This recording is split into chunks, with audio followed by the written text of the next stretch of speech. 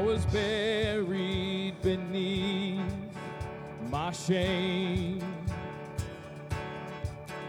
Who could carry that kind of weight? It was my tomb till I met you. I was breathing but not alive. All my failures I tried to hide. It was my tomb till I met you. You called my name and I ran out of that grave, out of the darkness into your glorious day. You called my name and I ran out of that grave, out of the darkness into your glorious day. You called my name and I ran out of that grave, out of the darkness into your glorious day. You called my name and I ran out of that grave, out of the darkness into your glorious day.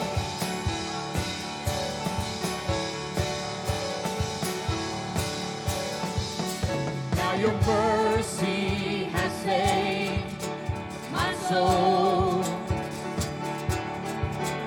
Now your freedom is all that I know. The old made new. Jesus, when I met you, yeah, you called my name. You called my name, and I ran out of that grave, out of the darkness into your glorious day. You called my name and I ran out of that grave, out of the darkness into your glorious day.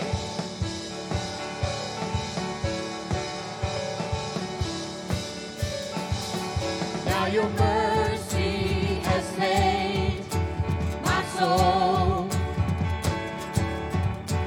Now your freedom is all that I know. The old made new. Jesus, when I met you, you called my name and I ran out of that grave, out of the darkness into your glorious day. You called my name and I ran out of that grave, out of the darkness into your glorious day. You called my name. You called my name and I ran out of that grave, out of the darkness into your glorious day. You called my name and I ran out of that grave, out of the darkness into your glorious day.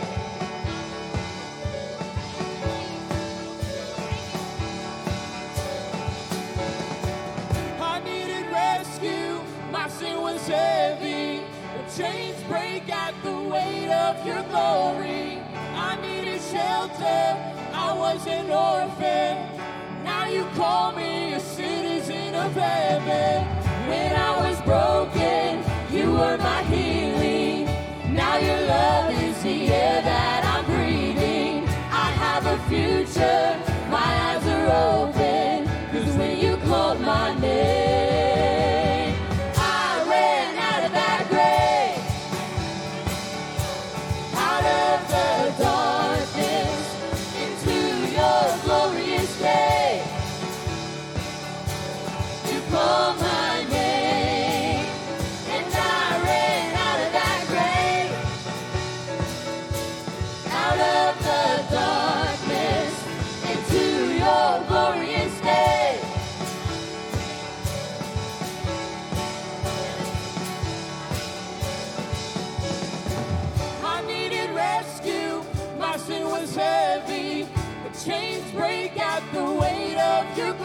glory.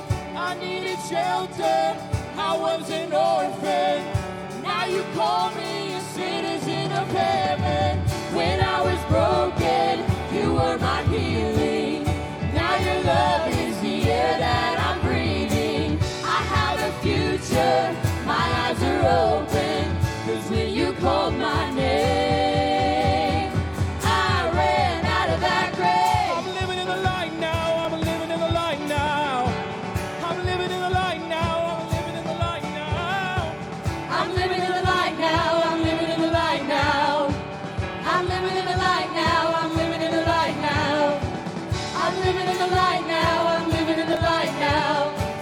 I'm living in the light now, I'm living in the light now. I'm living in the light now, I'm living in the light now. I'm living in the light now, I'm living in the light now. I'm living in the light now, I'm living in the light now. I'm living in the light now, I'm living in the light now. I'm living in the light now, I'm living in the light now. I'm living in the light now, I'm living in the light now. I'm living in the light now, I'm living in the light now. I'm living in the light now, I'm living in the light now. I'm living in the light now, I'm living in the light now. I'm living in the light now, I'm living in the light now. I'm living in the light now, I'm living in the light now. I'm living in the light now, I'm living in the light now. I'm living in the light now, I'm living in the light now. I'm living in the light now, I'm living in the light now. 'Cause when you called my name, I ran out of that grave.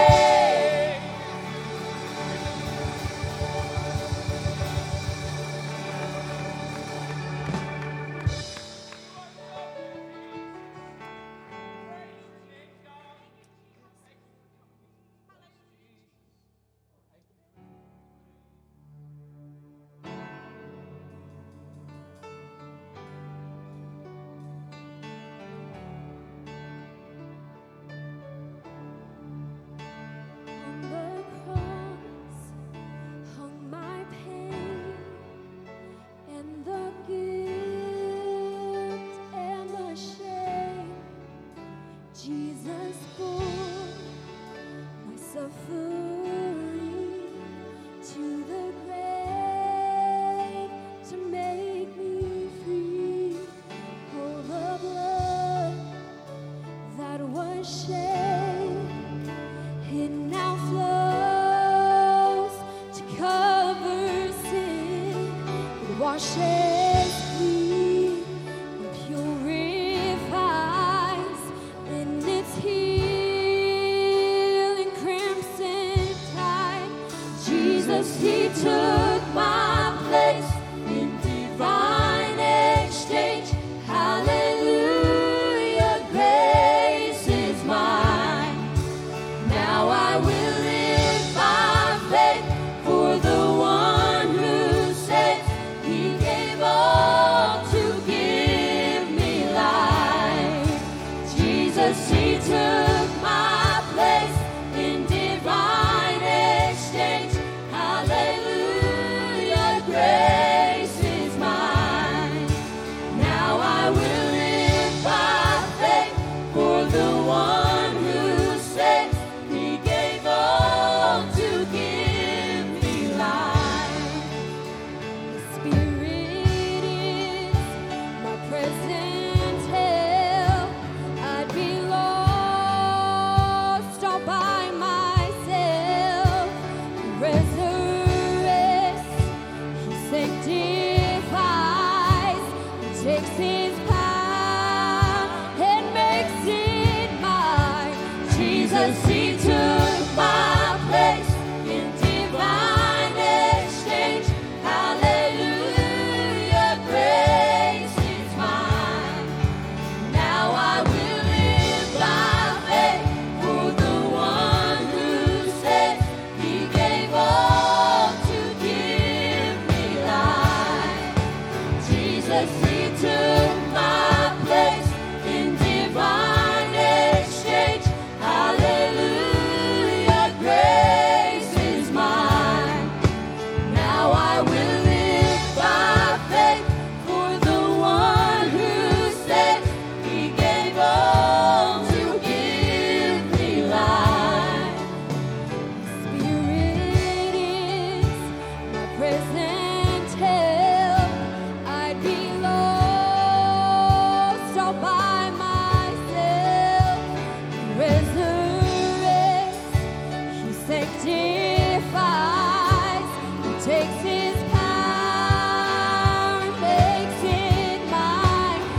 Jesus, he took my place in divine exchange. Hallelujah, grace is mine. Now I will live by faith for the one who says he gave all to give me life. Jesus, he took my place in divine exchange. Hallelujah, grace is mine. Now I will live by faith for the one who says he gave all to give me life. I lay down all lesser things for greater gain. He is alive inside of me. I lay down all lesser things for greater gain. He is alive inside of me. I lay down all lesser things for greater gain. He is alive inside of me. I lay down all lesser things for greater gain. He is alive inside of me. I lay down all lesser things for greater gain. He is alive inside of me. I lay down all lesser things for greater gain. He is alive inside of me.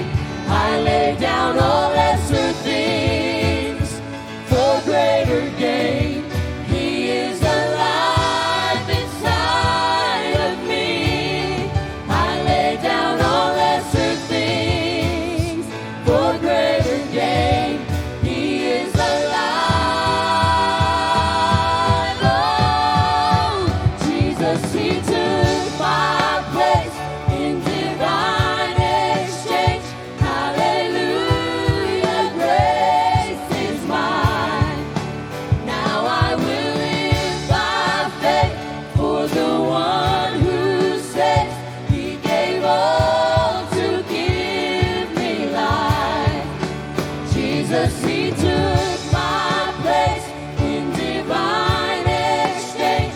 Hallelujah, grace is mine. Now I will live by faith for the one who says he gave all to give me life.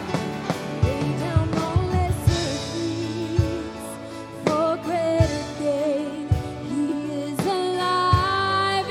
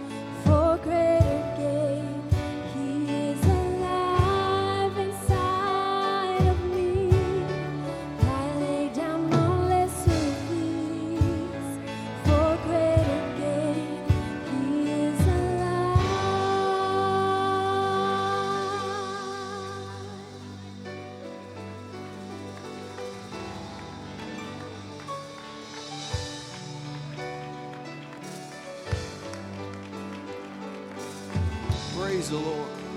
Hallelujah, Jesus. Thank you, Lord Jesus. Anybody thankful that he took your place? Hallelujah. Folks, that's all right. That's a humbling thought. He died so that I could live. Thank you, Jesus. This morning for healing, let's remember Raiden Starkey, Tina Duckworth, Jerry Harris, Sister Mary Snelson, Brother Wayne Moore, Sister Norma McLean, Josh Watson, Doug Griffith. Brother and Unspoken, let's remember Cecil and Verna Welch, Sissy and Jeff Cutlip, Angela Sprout, Revival and Souls, the United States and Israel, and there are a few for salvation. Please refer to the screen. Amen. Such a crazy world we live in today. I know that there's a lot going on. The Bible says that, well, Jesus said, in this world you will suffer tribulation. You will go through things, but be of good cheer. I have overcome the world. Things are going to happen. We're going to have a virus sweep the land, and everybody's going to be crazy buying toilet paper, and you're going to run out, and it's all right to laugh a little bit. It's crazy. Everybody's going to be catching it. Or maybe not everybody, maybe just a few. But regardless, we have to realize that, one, we're not invincible, but we do have somewhere to turn. We do have someone else's strength. In my weakness, it's his strength that's made perfect. I would be very scared if I was trying to rely on my own strength. But I'm relying on his strength. If you have a need today, I want you to come and let us pray with you. I believe the Lord will do it. Amen.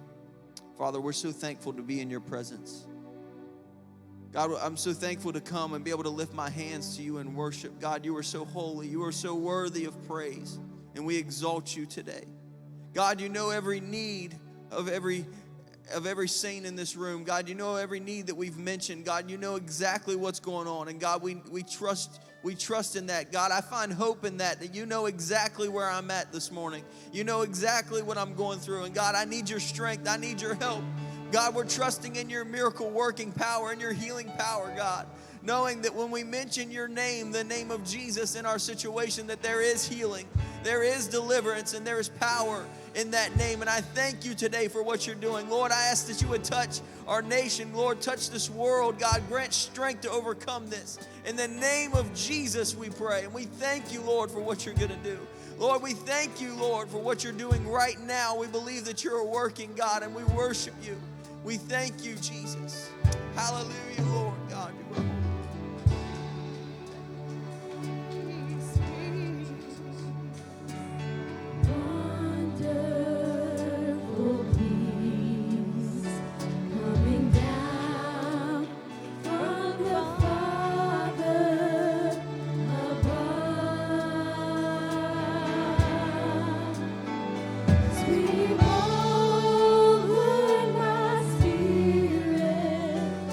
Forever.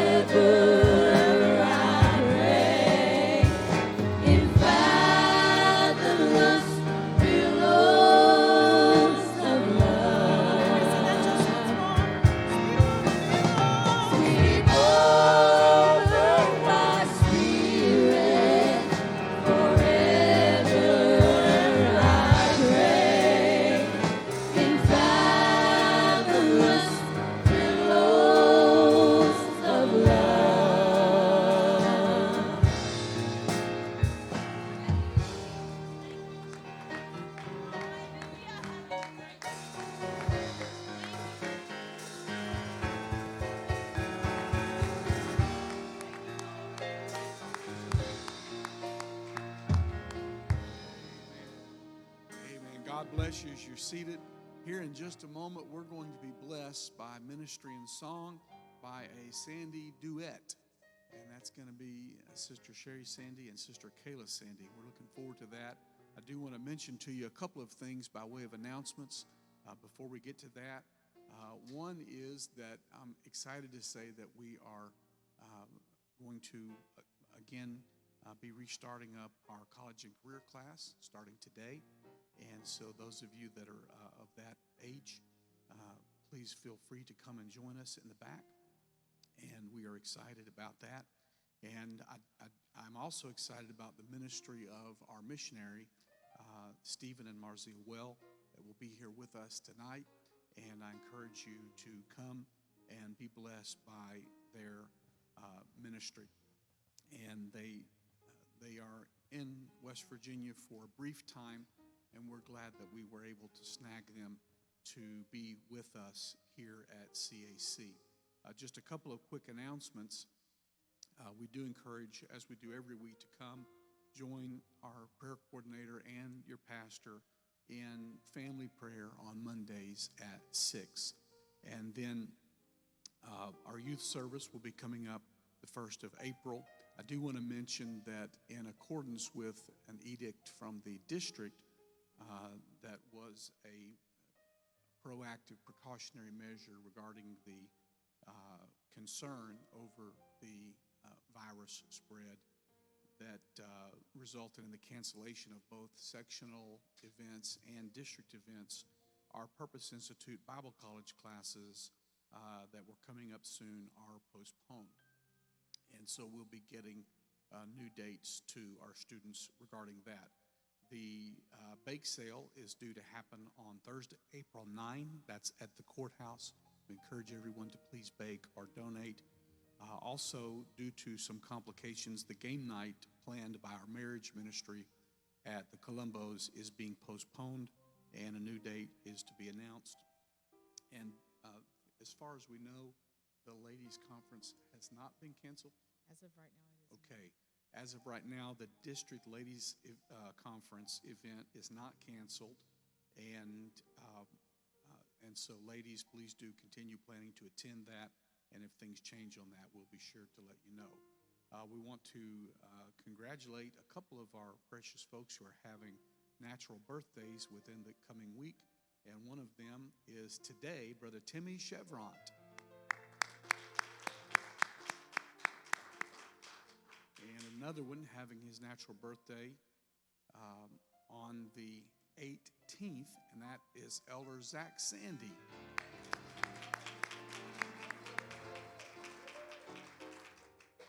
Elder Zach is in a very rare category of society. He actually has 3 birthdays. Now, all of us that are born again, we have 2 birthdays, a natural birthday and a spiritual birthday. But in order to accommodate him, we'd have to add a new category into the list for his revived after the lightning strike birthday. But we're so glad to help him celebrate his natural birthday. Let's sing to these for their birthday. Happy birthday to you. Happy birthday to you. Happy birthday, God bless you. Happy birthday to you.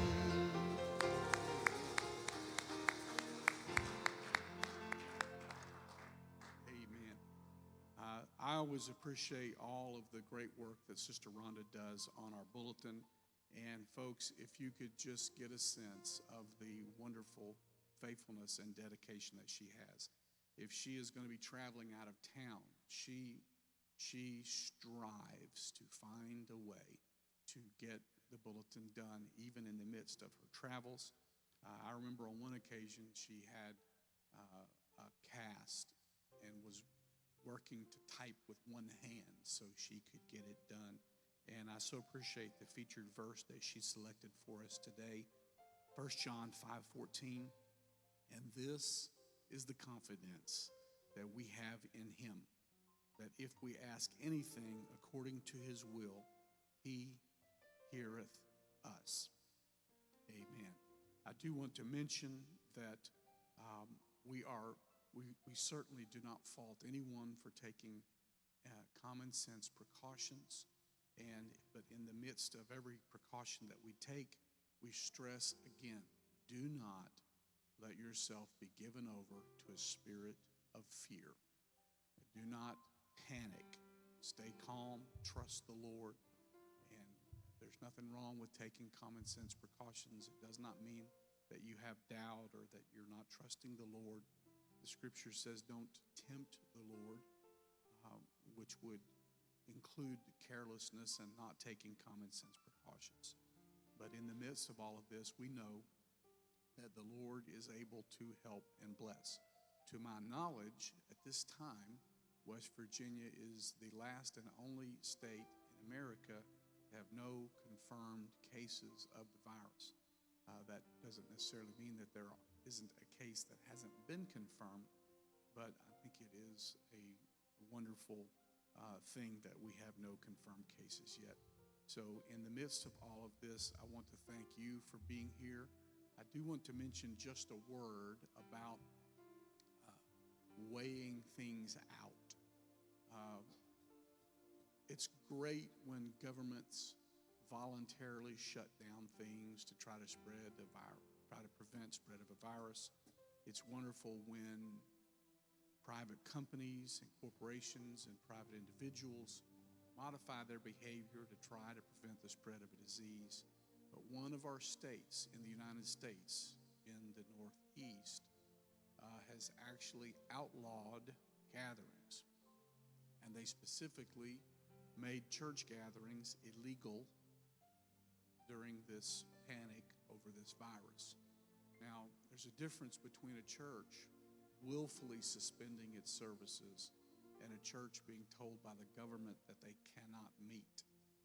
We have a constitutional right to peaceably assemble, and I'm very concerned about this. What if a church would choose not to comply? How would the government seek to enforce this unlawful edict? And I know many of you have heard me say this, but the word unlawful is a very important jewel in your vocabulary.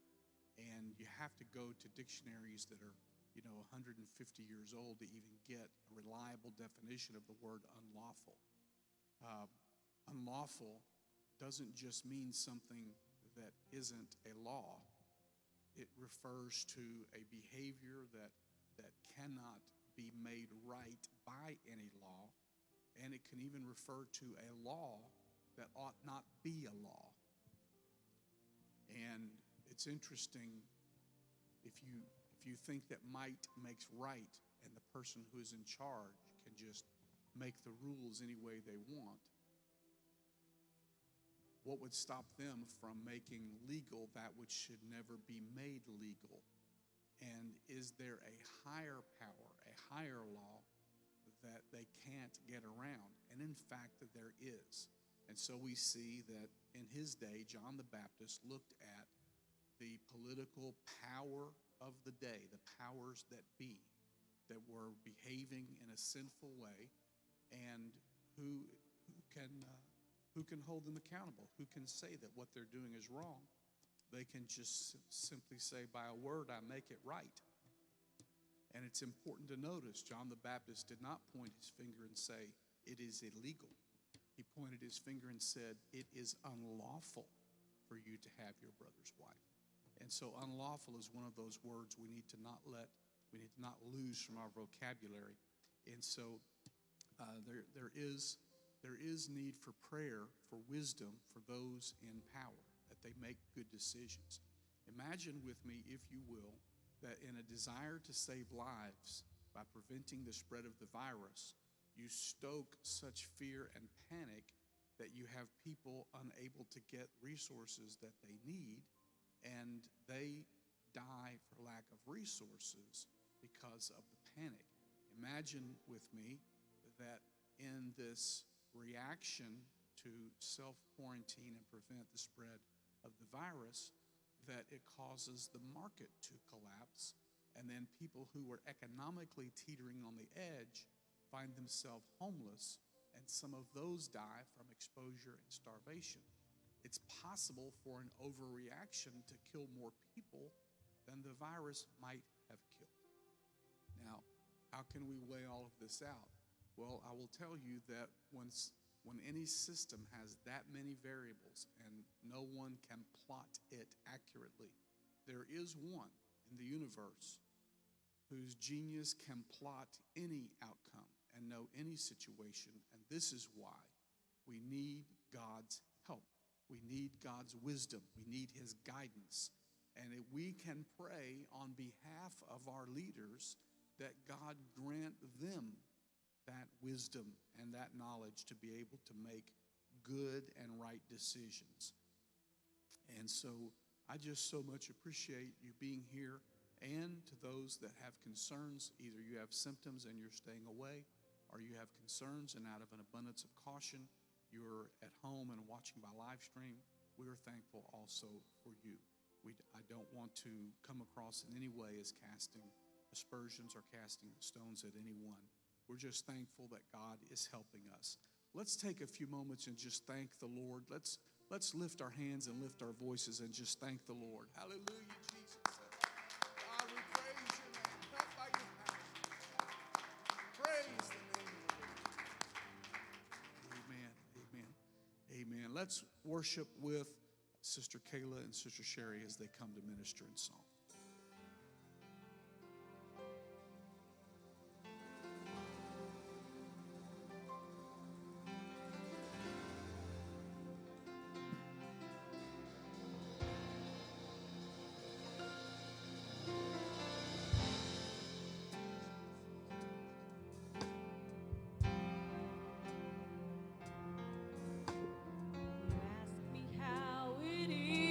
I'm still standing. You wonder how I made it through the storm, and I can't boast of any special powers. There's no secret, I just held on, and I held on till the storm was over. I don't claim to be a hero, and I don't have all the answers, but I held on till the storm was over. Not because I'm good, not because I'm great, not because I'm strong, I just held on. I can tell that things are finally happening, and I've got blessings I can call my own. Many times I wondered if I'd ever make it, but while I was wondering, I just kept holding on, and I held on till the storm was over. I don't claim to be a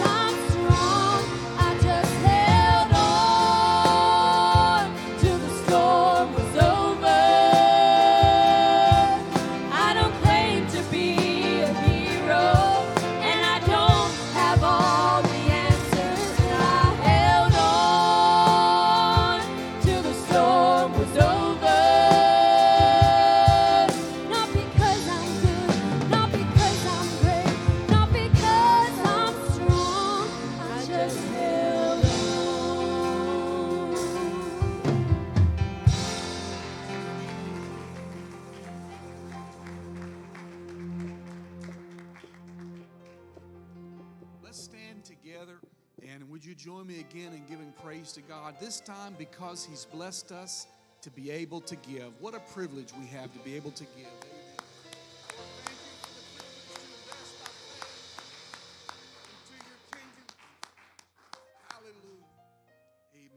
Pray, Lord, for your blessing today, not out of selfishness, but that through your blessing we may invest into your kingdom, and through your blessing we may help others and help the purposes to which you have appointed us.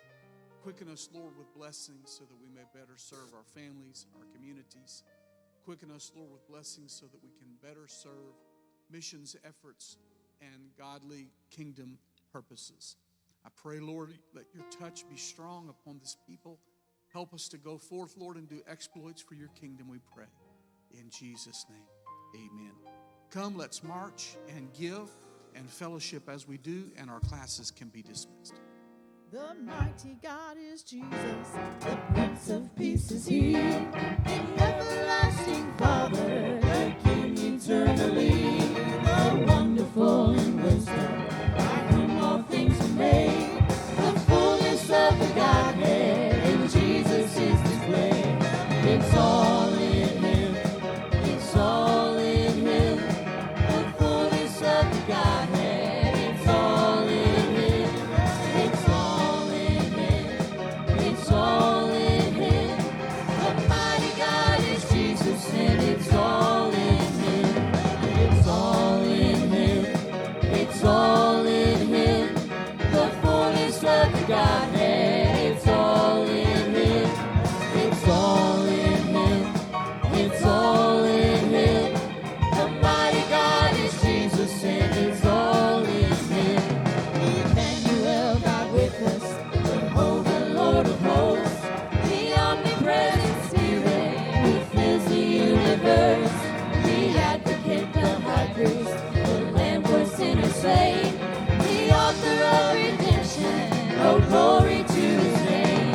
It's all in Him, it's all in Him, the fullness of the Godhead, it's all in Him, it's all in Him, it's all in Him. The mighty God is Jesus, and it's all in Him. The Alpha and Omega, beginning and the end, the living Word incarnate, the helpless sinner's friend, our wisdom and perfection, our righteousness and power. It's all we need in Jesus, we find this very hour. It's all in Him, it's all in Him, the fullness of the Godhead, it's all in Him, it's all in Him, it's all in Him.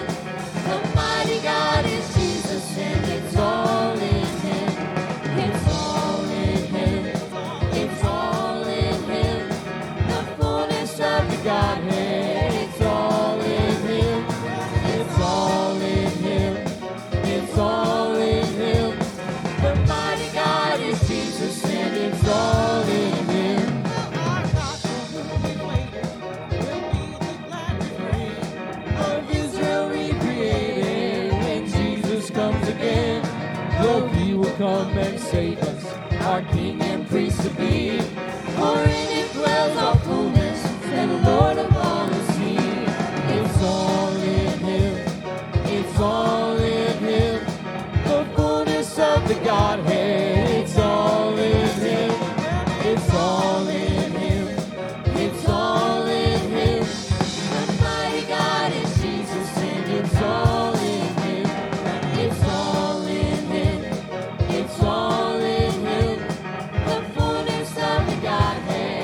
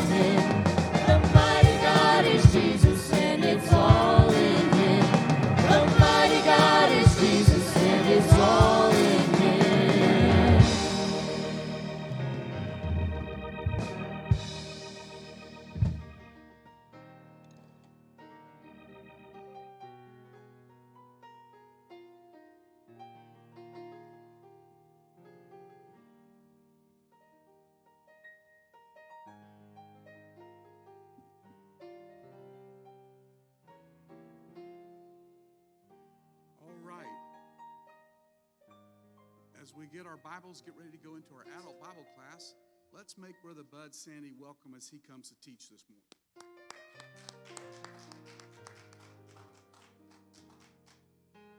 Praise the Lord, everyone. Praise the Lord. Real quickly, before we get started, I want to have Pastor come and help me lead us in prayer. Today, of course, some of you know, President Donald Trump has declared today National Day of Prayer for this virus, and for God to be with us in America, across the world. And I just feel like when it's kind of unprecedented that our highest office in the land asks folks to pray. So when he does, we need to pray. And I believe that the adult class of Christian Apostolic Church, their prayers make a difference. Amen. If I didn't, I'd just stay at home. And but I believe in all that stuff, and I believe that prayer works, and I believe that we can make a difference, and God can take care of this virus and the effects that it's having on people. So Pastor will come and help me lead us in prayer. Let's just pray that God will have his hand in all of this, and that he will protect us. Lord, I pray, give special dispensation of wisdom and guidance to the president, to all of his cabinet, to every senator, to every member of the House of Representatives. Let that same wisdom and guidance echo down, Lord, to every school district, to our state governors, Lord, to our state legislatures. God, I pray, help everyone that is involved in the healthcare industry. Help everyone that is involved in research and development. And Lord, I pray, grant a special dispensation of help that those who are politically motivated, that would seek to use a natural tragedy as a political weapon, prevent them from being able to have success in that. Lord, I pray, just as we don't want a hurricane or a terrorist attack to be weaponized as a political tool, we don't want this virus to be weaponized as a political tool. Help, Lord, and grant power. And Lord, we trust that even now you are bringing this virus spread to its conclusion. In the name of Jesus, we pray. Amen.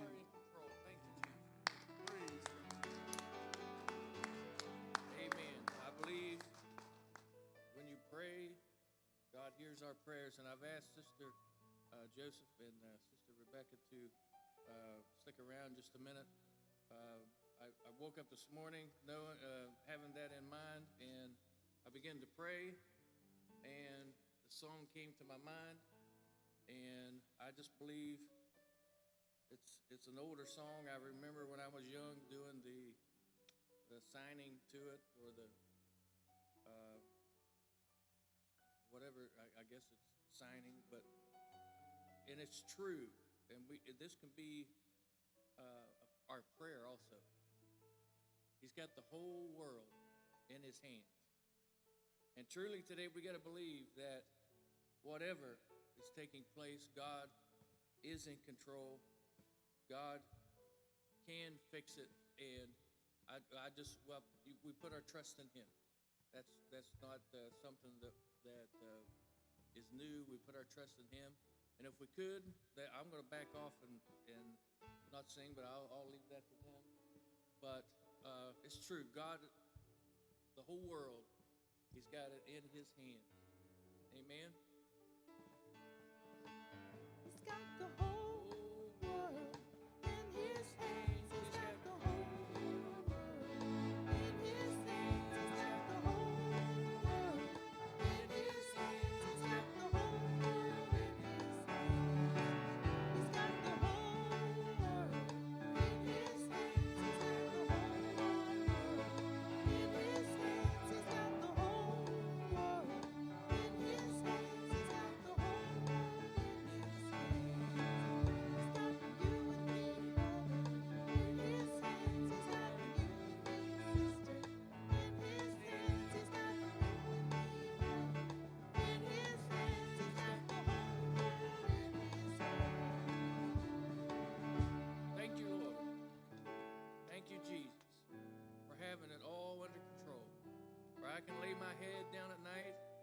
midst of whatever's going on around me, and I know I can put my trust in him.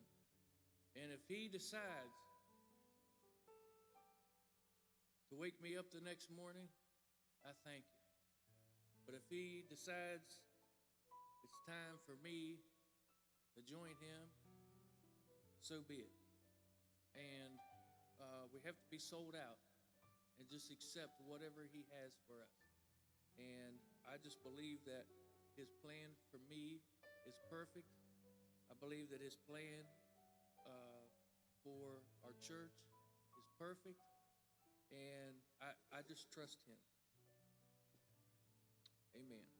Today we're going to talk about the better sacrifice. I better get into this and get you all set down. Today, because the sacrifices in the tabernacle could not remove sin, Jesus offered himself as the better sacrifice. We're going to go to Hebrews chapter 9 for our text. Hebrews chapter 9 and verse 28. Everyone ready? Here we go.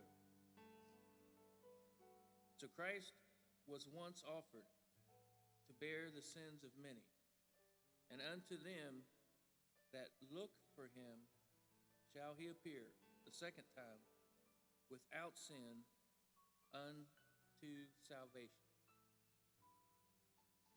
Amen. You all may be seated. We're going to read some more. We're going to go back to verse 22 in that same chapter, Hebrews 9, and read some of the Word of God. In almost all things are by law purged with blood. Without the shedding of blood, there is no remission. Very popular scripture. It is therefore necessary that the pattern of things in the heavens should be purified with these, but the heavenly things themselves with better sacrifices than these. Verse 24, for Christ is not entered into the holy place made with hands, which are figures of the true, but into heaven itself, now to appear in the presence of God for us. Not yet that he should offer himself often, as the high priest entered into the holy place every year with the blood of others. For then must he often have suffered since the foundation of the world, but now once in the end of the world hath by appeared to put away the sin by the sacrifice of himself. And as it is appointed unto men once to die, but after this the judgment. So Christ was once offered to bear the sins of many, and unto them that look for him shall he appear the second time without sin unto salvation. And then we're going to jump over to John chapter 1, verse 29. We're going to read one scripture. Again, very popular text. John chapter 1, verse 29.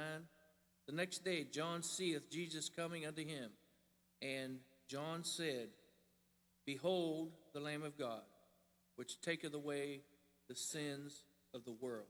Behold the Lamb of God. When John saw him, that's how he greeted him. So most of the lesson today talks about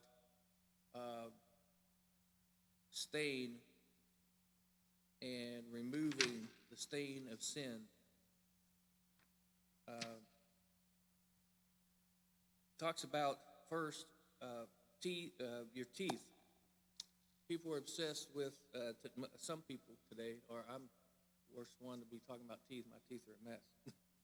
So I'm not sure how I can get the point across. But anyways, a lot of people are using these teeth whiteners and things to bleach and unstain or coat your teeth, maybe from drinking coffee and it stained your teeth. Smokers or ex-smokers, teeth are stained, and they use all of these different products. You can see them all the time on ads or commercials, things like that. While a visibly enhanced image seems desirable, product makers have found that many of the potential customers recoiling at the long-term results of such products and procedures. They found out that some of these products have carcinogens in them, and they can be harmful, and they can eat away at the enamel on your teeth. All they're trying to do is get the stains off your teeth, and everybody wants the white smile. And to an educated customer base, such hazards create a difference between the impulse, the super clean image, and the trending desire for pure organic body. Even things for your body, your skin, and stuff like that, trying to take stains away. Customers now struggle to find effective personal care items that truly take care of their whole person. Likewise, many today use flawed attempts to deal with sin. The stain of sin cannot be hidden by psychology, drugs, or religious tradition. Community activism or pleasure seeking may damage much more than they cover up. When it comes to the stains of sin, one does not have to choose image over internal. The only cleaning agent in the universe that does not create collateral damage is, of course, the blood of Jesus Christ. Blood, which can stain clothing terribly. Studies show that blood and wine and a few other things are the worst things to get out of clothes, or once it has stained something, it's the worst to get out. Isn't it ironic that the creator of the universe, our God, used blood to remove what no earthly product can remove? Sin stain. Jesus makes the dirtiest hearts whiter than snow. So they talked about teeth and trying to get it clean and all the things that you use to get those stains off, and some of it's harmful to your teeth. Once you might be white, but now you're taking off the enamel that has to be there to cover and coat the teeth. But the sin stain can be erased by something that would stain clothing and be really, really hard to get out. And only the creator, you'll read it again, only the creator of the universe could take something that would ordinarily cause a stain and use it to remove what sin stains, which that's the only thing that can remove sin stains, is the blood of Jesus. Are we thankful for the blood of Jesus today? Amen. Jesus makes the dirtiest hearts whiter than snow, and then that is something to smile about. In Hebrews 9, Christ is said to have offered himself and is said to have offered himself. In Hebrews 9:28, it said that he was offered. The emphasis, no doubt, arises from the fact that the author has the great atonement passage of Isaiah 53 in mind, because he focuses on the Messiah as being made an offering for sin. Since Jesus fully bore the penalty of sin himself, there is no penalty left for human beings to bear if they will put their trust in his work on their behalf. Again, there's a reference. We have to trust in him. As we mentioned a couple of weeks ago, there's times with my heart and with things that are going on, and I'm sure you all have testimonies also that there's you have to trust in Him, and you've got to have faith sometimes to lay your head down at night, because there's times where I was afraid to go to sleep because I just didn't feel right. I just don't know what's going on in here, and after I got stents, it got worse than better, and you got to trust God to lay your head down at night, because God, I trust you. And again, if you choose to wake me up in the morning, that's fantastic. Life is good. I love life. I love my wife. I love where I live. I love the church that I go to, and I could sit and complain for a couple hours, as probably we all could, but there's just not any sense in it. You got to just trust God and be content. But laying your head down at night, sometimes the way I felt, I had to trust Him to fall asleep, because it's crazy the things that I felt. Somebody said it's terrible getting old. Then you feel everything, whereas you feel every little pain, and all the pain has to be on this side, right? After I got the stent, can't be on this side. But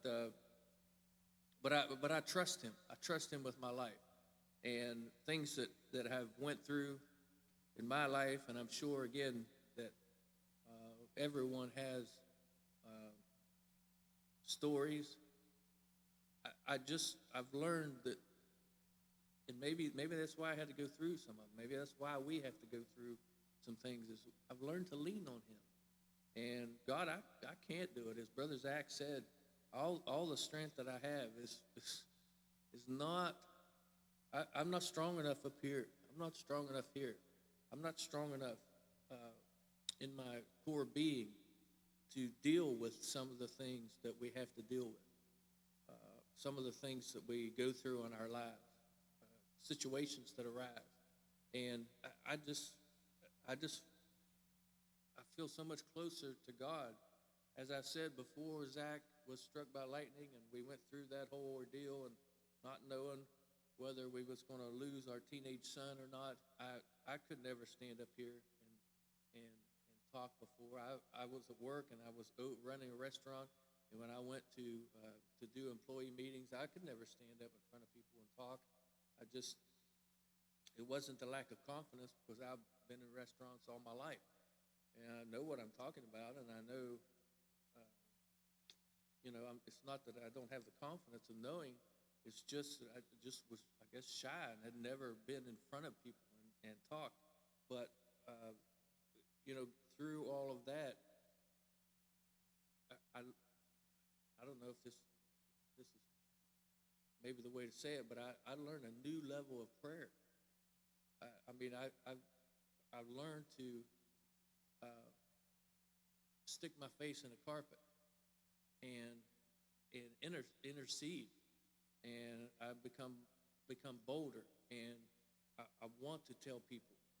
As we traveled around a little bit, and Zach, we was asked to come to different churches, and Zach told his testimony, and I got to get up and give a parent's perspective of what transpired and what we felt. I just gained boldness, and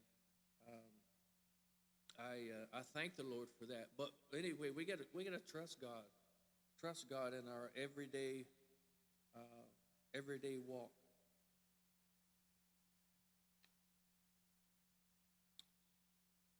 Christ's second appearance will be to those who eagerly wait for Him. This is in perfect harmony.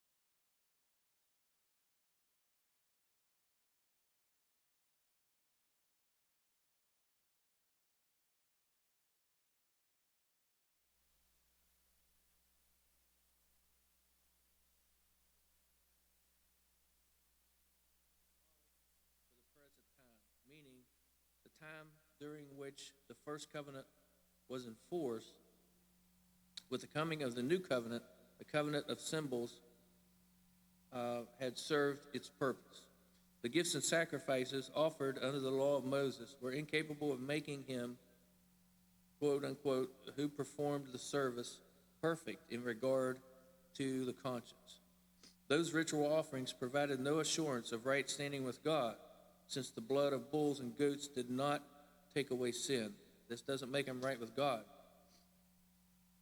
but merely served to remind Israel of their sinfulness.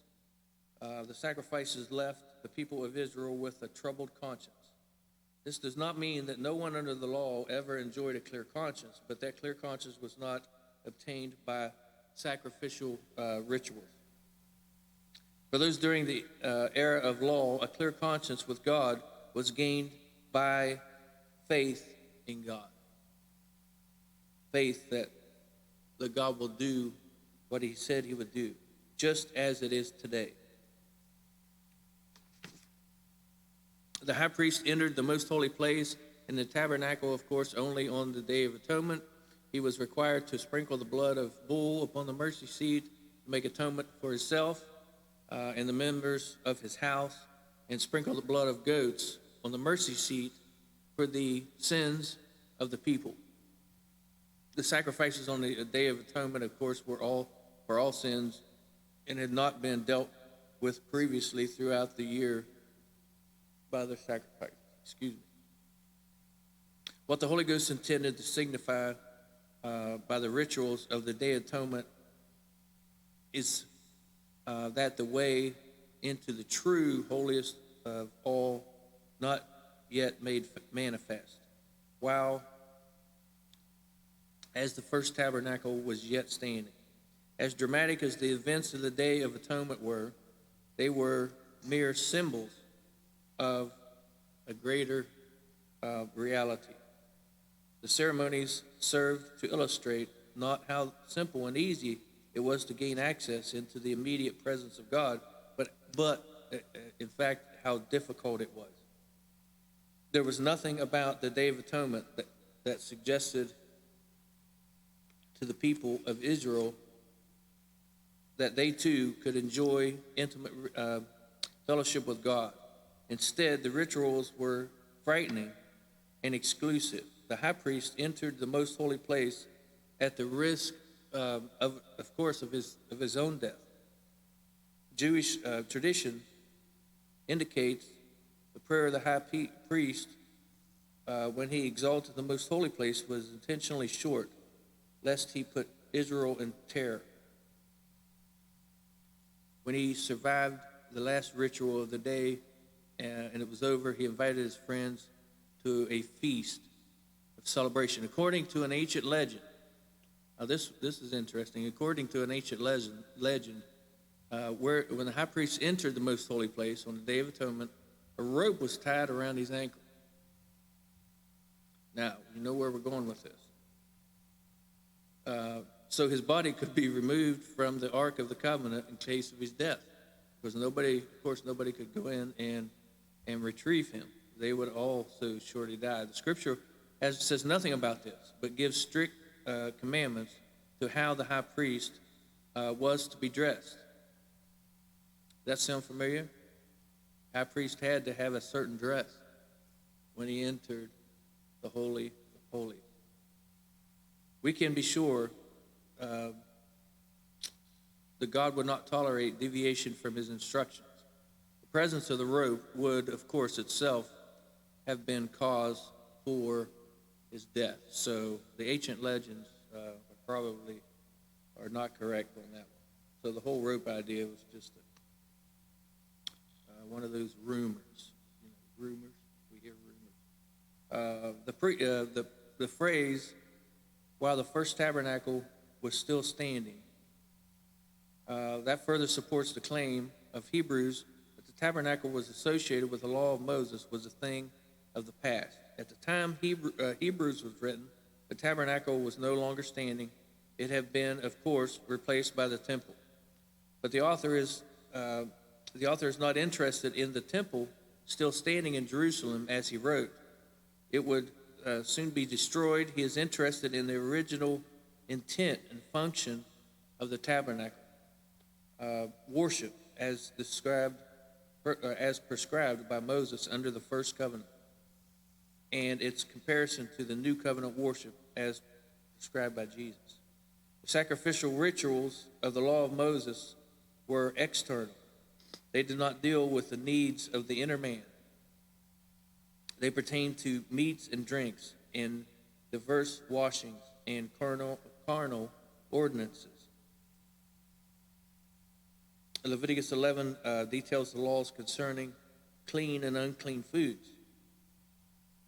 There were also regulations concerning acceptable drinks in a variety of circumstances. Commandments were given which governed ceremonial washings to effect ritual cleansing. All those regulations and others like them included in the law of Moses were carnal. The word carnal, often translated as flesh, does not refer, in this case, to that which pertains to the sin nature. It means, rather, that rituals of the law were external, pertaining to the outer man rather than the inner man. In a telling statement supporting the previous declarations concerning the termination of the law of Moses with the coming of the Messiah, Hebrews declares that all of the ordinances of the law were imposed until the time of Reformation. A more literal translation of the Greek text at this point indicates that they were in force until the time of setting things right or setting things straight. Contextually, the time of Reformation has to do with the establishment of the new covenant. This new covenant pertains to the inner man by providing a conscience that is cleansed, giving full assurance of one's right standing with God. Since the figuration rituals of the law of Moses do not actually take away sins, it is sometimes said that they rolled sin ahead, maybe. The phrase is not found in the scripture. It is not probably the best way to describe the situation with sin before the coming of Christ. A more satisfactory solution is found in Romans 3. When God hath set forth to be prohibition through faith in his blood to declare righteousness for the remission of sins that are past through the forbearance of God. Since those living in the era of the Old Covenant could not be justified by doing works of the law of Moses, God passed over the sins that were previously committed. That's in Romans 3 and 25. He did this in anticipation of the atonement which would be provided by the death of Jesus. The words declare or set forth contrast the public death of Jesus with the hidden rituals associated with the mercy seat and the most high place. The Old Testament prophecies anticipated that the coming of the Messiah would deal with the sin problem by bearing the sins of all humanity. For example, Isaiah declared it would be an offering for sin. He would bear iniquities, and he bare the sins of many. It's Isaiah 53. Now, this is how the New Testament explains the doctrine commonly called atonement. John the Baptist announced, "Behold, the Lamb of God, which taketh away the sins of the world." At this point, the book of Hebrews alludes to the inferiority and inadequacy of the sacrifices offered under the law of Moses. But in Hebrews 10, it moves to a clear emphasis on the superiority of Christ's sacrifice. All the sacrifices associated with the law were mere shadows in which God took no pleasure. They were unable to take away sin, all those sacrifices. with all those sacrifices from the construction of the tabernacle in about 1400 BC to the destruction of the temple in AD 70 could not accomplish, even when they're added together, what the death of Christ accomplished in a moment of time, once and for all. So all of those sacrifices made for the sins of the person doing the sacrifice and his family, and then he did sacrifice for the folks that he was over. All of those sacrifices that we read about, added together, doesn't accomplish what Jesus did on the cross for us today. Amen. Thank you, Jesus. Amen. Thank the Lord for what he did for us. Hebrews 10 shows the prophets, the purpose and limitation of the law of Moses. The law was never intended to be an end in itself. It was a mere shadow of good things to come, incapable of perfecting those who approach God on the basis of its sacrifices. The good things to come refer contextually to the provisions of the new covenant found in Christ Jesus. The law offered only a shadow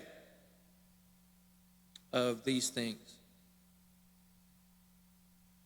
Skia is the Greek word for shadow. It appears in Hebrews 8 and 5 together with hypro, the digma, hypodigma, to describe the manner in which the ministry associated with the Aaronic priesthood. And it was a copy and shadow of heavenly things. Paul used to categorize the dietary laws, the feast days, the new moons, and the Sabbaths of the law as shadows of things to come. In contrast to these shadows, the substance of Christ. Since the law was made of shadows, and every sacrifice was merely a representation of something good to come, these sacrifices, though offered year after year, could never make perfect those who approach God by the means of them. The word perfect does not refer to sinless perfection. It is defined in Hebrews 10 as freedom from consciousness of sins. That is, since the sacrifices themselves were only shadows, incapable of taking away sins, they were not able to produce a clear conscience, even after the high priest approached the most holy place and executed the elaborate rituals of the Day of Atonement flawlessly. Neither he nor the people of Israel had a sense of a release from sin. Instead, they were simply reminded again that they were sinful people. The inability of the sacrifices of law to deal with sin problem is seen in that they had to be offered again and again. If those sacrifices had been sufficient to remove sin, it would not have been necessary to repeat the sacrifices. They did not purify the worshipers. Those who offered the sacrifices were all left with a lingering consciousness of sins. Here, by implication, is seen a marvelous consequence of the sacrifice of Christ. Since the sacrifice, in contrast to the sacrifices of law, was efficacious, it purifies those who approach God through Christ Jesus and leaves them with no more consciousness of sin. Because his blood does remit sin, we can draw near with a true heart in a full assurance of faith.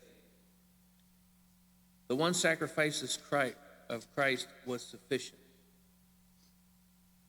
Amen. I repeat that. The one sacrifice of Christ was sufficient.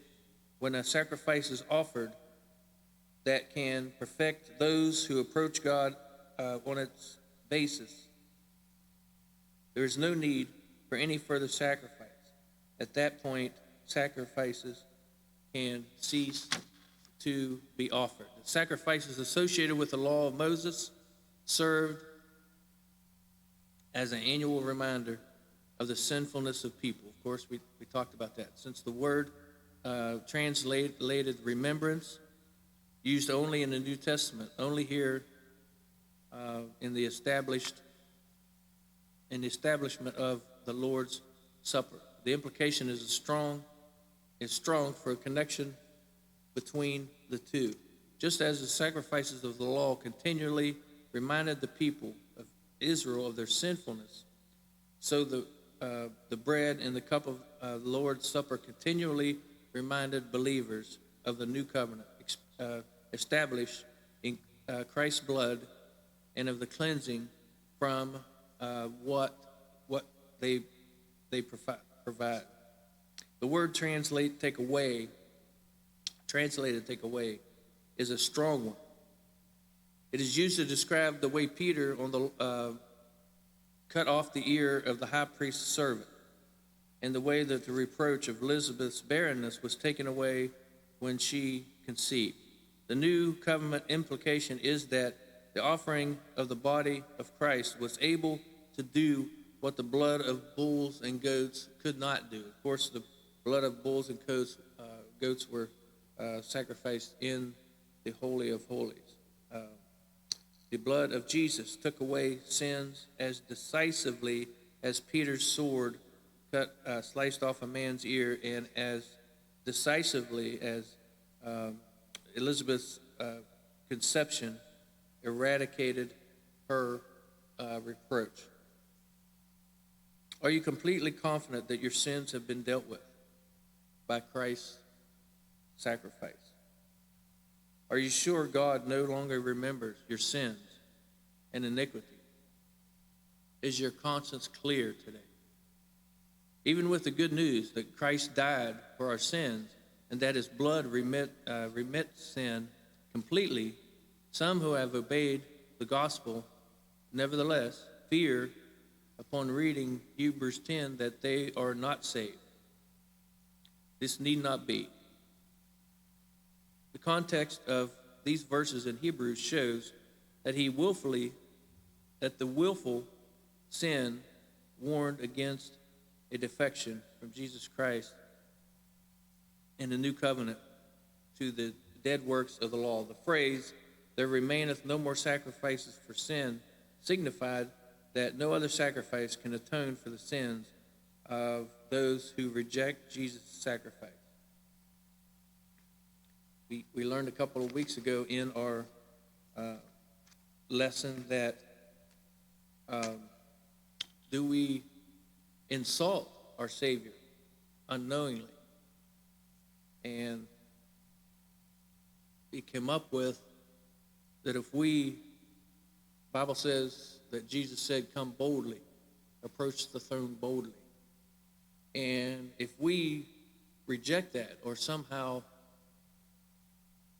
are reluctant to approach his throne boldly, are we telling him that his sacrifice that he made on the cross, are we telling him that that was insufficient or not enough? And I never really looked at it that way, and I never want to disappoint my Savior. I never want to insult my Savior by telling him that his sacrifice wasn't enough. And we know that he died on the cross for humanity. He died so that anybody could live with him in glory forever. And I never want to give any indication that that was not, just merely not enough. Or that, okay, but, he died on the cross knowing that folks would reject him anyway and not want to hear about him. He knew there would be rejection. but he did it anyway. He did it for everyone here. And I'm humbled every day when I hear messages, when I hear songs that talk about he died for me. He died for you. Each individual in this room can, I mean, you just can know that he died for you, that you might live forever. And he wants to have a relationship with you. Sometimes, of course, worse than we want a relationship with him. We did a skit, put a skit together, and the youth acted it out, and it kind of signified a young man coming home from church camp. And you see these kids go to NAYC and the different youth events, and they come home excited, on fire, refilled with the Holy Ghost, some filled with the Holy Ghost. And when he walked in on the stage during the skit, we had a person in a white robe walk behind him and signify that Jesus came home with him in his heart. And so he was kind of cleaning up his room, trying to get rid of magazines and pictures and things like that, because Jesus was now with him. And so he got a phone call, and he was having a party, just as he had done months, weeks before. Went to different parties and things. And so now he had to figure out what to do with Jesus.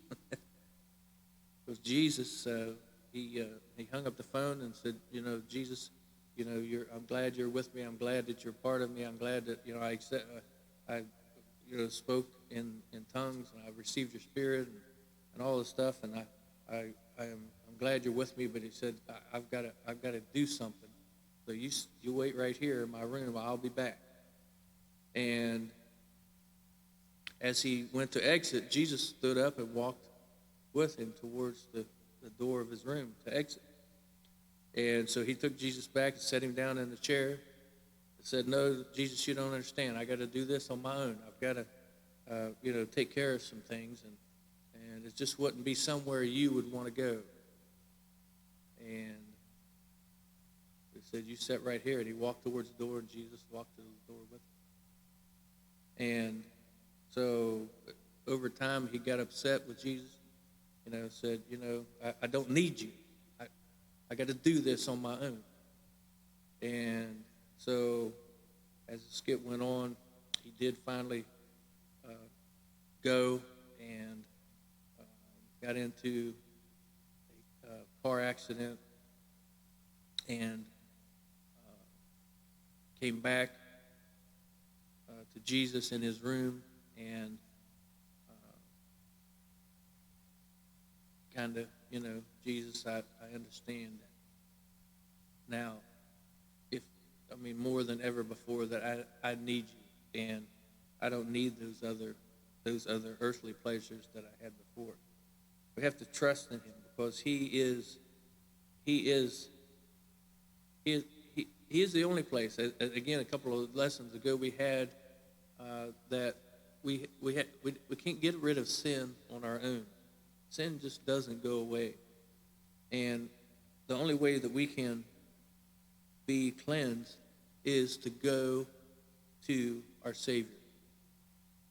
He will cleanse us. The blood of the Savior will cleanse us. Only he can, only through him can we have a clear conscience, knowing that we are saved. Only in him do you get a clear conscience, not the sacrifices that they gave, not the traditions that they did, not even entering the Holy of Holies once a year gave you a clear conscience. And that didn't take away your sins. It reminded you that you are of sinful nature. And only going to God can take away our sins. And it's getting late. I was talking to someone last night, and they called and wanted to meet with us, and we just sit around and talk Bible and talk about the Lord. But it's getting late. People don't understand too much, because if you're unfaithful, and again I'll interject here. I'm not talking about people that are sick and trying to. I mean, if you just generally are not faithful to church, when there's not a virus, and when there's not snow, and when you're not sick, and all of that, I'm saying you just generally going to take Sunday morning off because you deserve it, or something like that. If you're not faithful to church, you can't tell me that you believe God could come tomorrow. It just doesn't add up. It doesn't make sense. If you have bitterness in your heart against someone, and you harbor that, you can't tell me that you believe that God could come tomorrow, because the ramifications of missing heaven, I believe we all know here that there is a heaven and there is a hell. It's not funny. As one time I talked about at work, sitting around the office, and everybody was waiting for the next. We ran trays to take them up to the patients, and everybody's sitting around, and of course everybody's heard the phrase probably. Somebody comes in and says, "Well, where do you think you're going?" And of course we've all heard the phrase, "Well, I'm going to go to hell if I don't get my act straightened up." And it's such a lax statement, and it didn't disappoint me, but it angered me. And I tried to be a witness for God, but you can't come off as like a bully or anything. But I whipped my chair around and I said, "That's not funny. It's not funny. You joke about hell. Hell is everlasting torment." And I can't see anybody joking about that, because there's a lot of things today that folks laugh off. You say, "Well, I haven't paid my taxes yet. I owe $500, and they're going to do this, and they're going to put my name in the paper, and they're going to, I don't know, whatever they do when you don't pay your taxes. But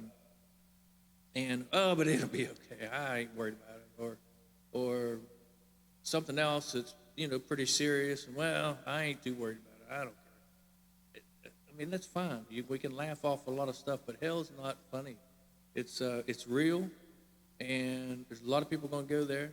Matter of fact, there's a lot of people going to go there that don't plan on going there. And I just nipped that one in the bud. I just stopped it. I tried to be nice, and I tried to give them scriptures and all of that. And they said, "Well, it's no big deal. It's this or that. I mean, we're going to go one place to the other. Ain't no big deal." And I thought, "How?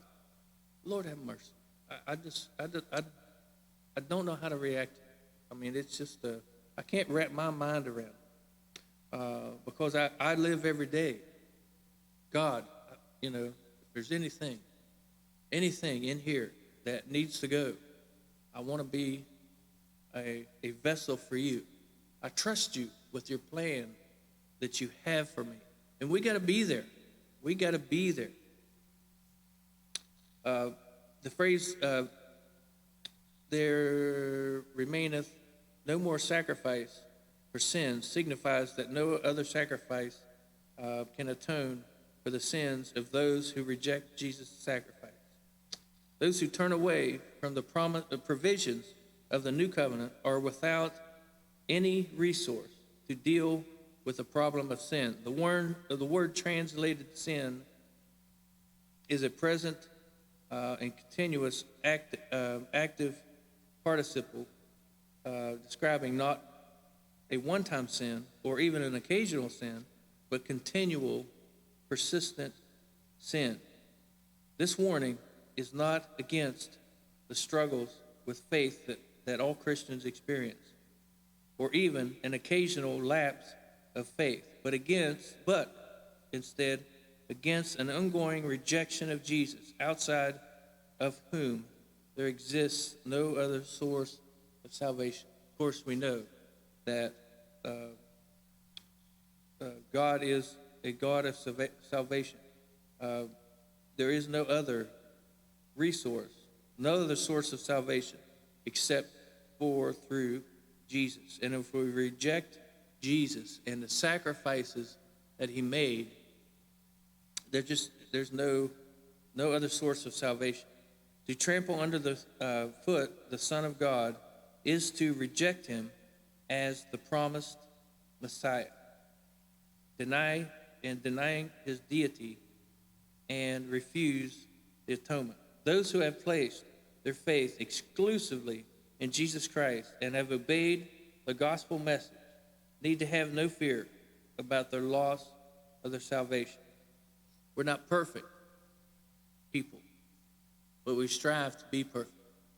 There's a difference between just shrugging it off and say, well, we're a sin people, we're sinners, blah, blah, blah, and saying that I will strive to be perfect. I will strive to be like him. I want people to see him in me. Because I'm something? No. Because he is everything. And I just want to represent my Savior as he asked me to, and do his work here on the earth and tell people about him. Give him the glory for everything, as we did with Zach's accident and his recovery and all that. We always gave the glory to God.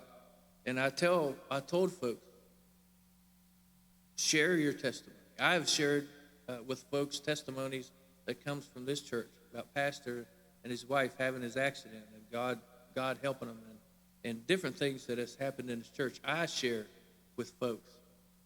But I always ask, if you share about how Zach was raised from the dead and how God miraculously healed him, don't tell them about the Sandys, because Sandys it's just a name. It's just a vessel that God used. And tell them about God and that he's still alive and the things that he did when he stood before Lazarus as he laid dead, and he spoke life into him way back there. He did on July 11th, 2012, in a softball field in Parkersburg, West Virginia. He stood. I just believe that God stood before that ambulance and said, Zachary, come forth. And he's the same yesterday, today, and forever. And if he can heal, I've heard, if he can heal cancer, and if he can shrink tumors, if he can heal diabetes, if he can make the blind see, he can take care of any virus that comes through. He can take care of your situation. I just believe that. And hopefully that we have helped build faith. We've helped give hope. And that's what we do as a child of God when we go and testify. We offer his salvation. I often said, and I tell my wife a lot of times when we get back in the car after we've spoken with somebody or witnessed to somebody, do they have any idea what we just offered?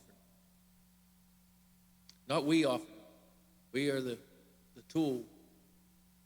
But what God, through us, offer them. They have no idea what we just offered.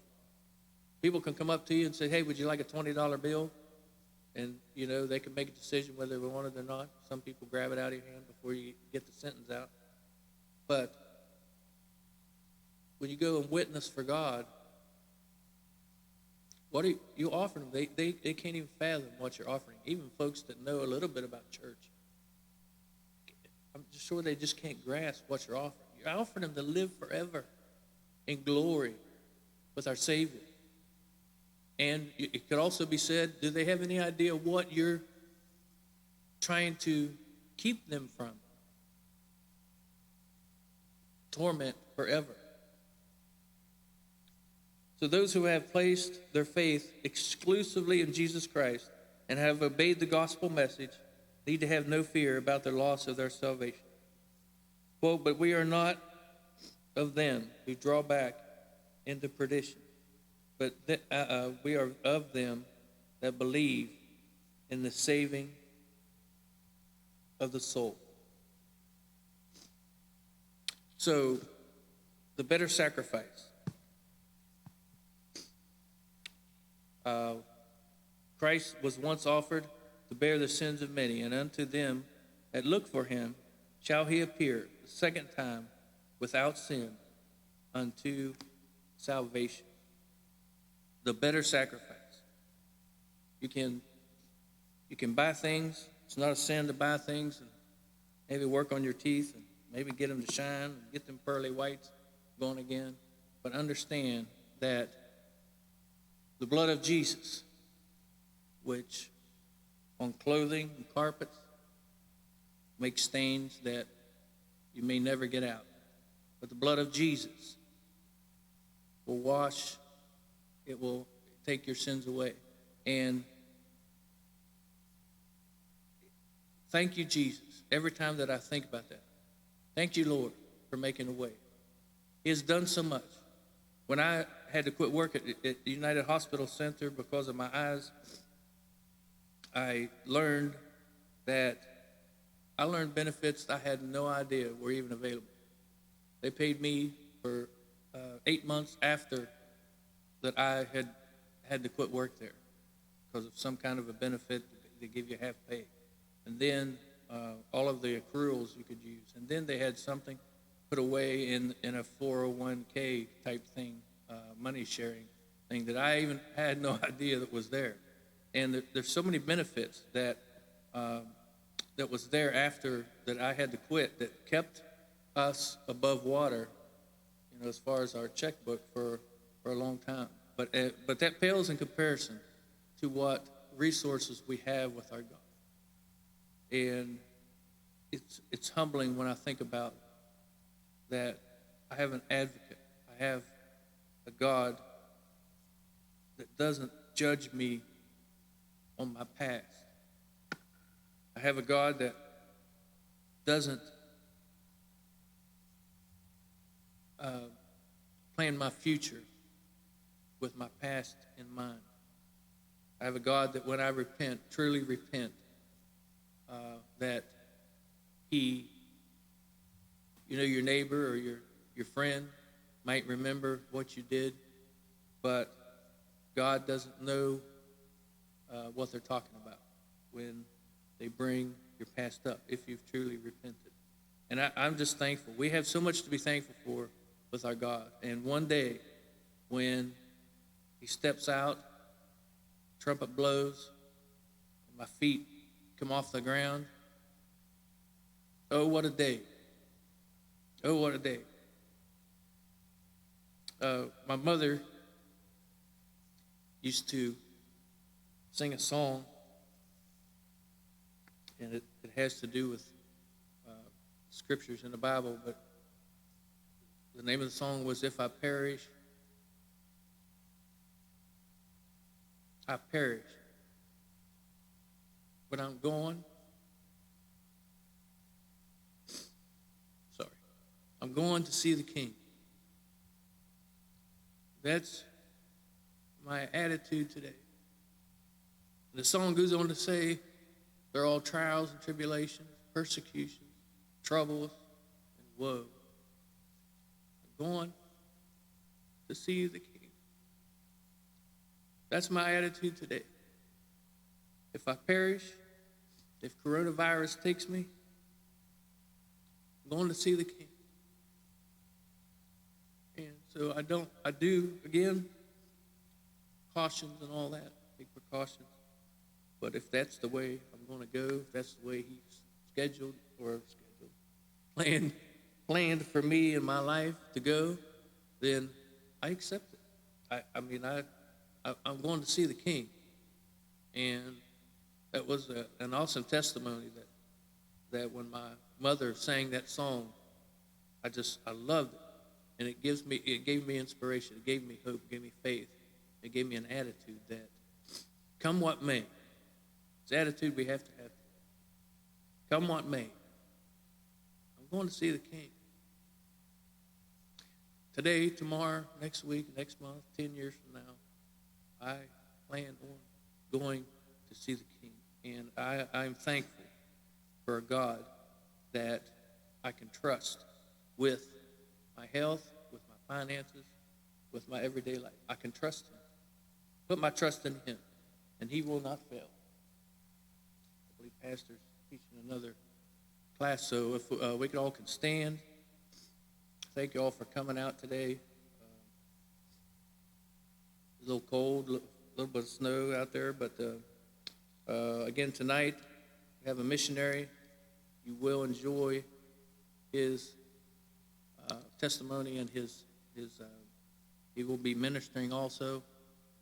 Come back out and let's worship the Lord together. 5:30 this evening. Amen. Be dismissed. Shake hands and be friendly.